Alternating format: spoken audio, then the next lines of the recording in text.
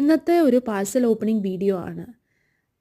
ഇത് ഇൻസ്റ്റാഗ്രാമിൽ ഔരത് എന്ന് പറഞ്ഞൊരു പേജിൽ നിന്ന് വാങ്ങിച്ച ഡ്രസ് മെറ്റീരിയലാണ്. ടോപ്പ് ഫാബ്രിക് കീച്ച കോട്ടൺ ആൻഡ് ബോട്ടം ഫാബ്രിക് ഒരു ക്രഷ്ഡ് മെറ്റീരിയലാണ്.